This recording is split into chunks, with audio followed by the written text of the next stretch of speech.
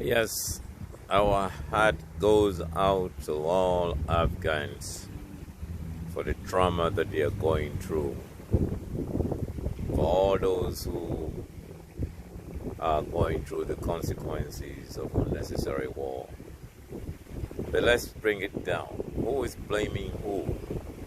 Why by Joe Biden when there was a president who confused the world, like every accord that was made to make our global village a peaceful place was put aside or set aside for his own ego.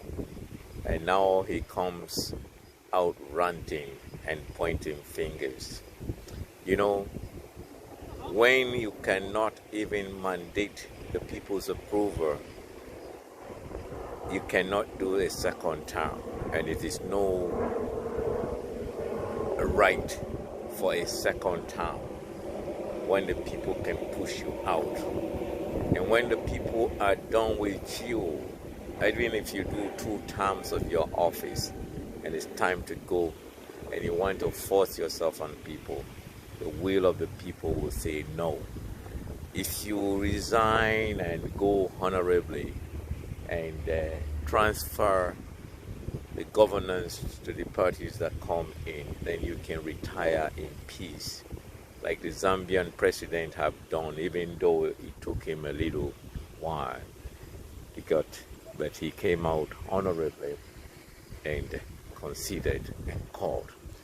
But we've got presidents roaming around our world that are confusing because they still want to be relevant. Why?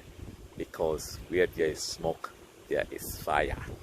They are afraid of the laws of the land because they have hopelessly mismanaged or rubbish, and legal consequences are sitting. Because if there's no smoke in your kitchen, you won't be afraid of fire. If you move on and retire as a former president, you will be treated as a president. As the president-elect HH said, "Sir, you don't have to worry.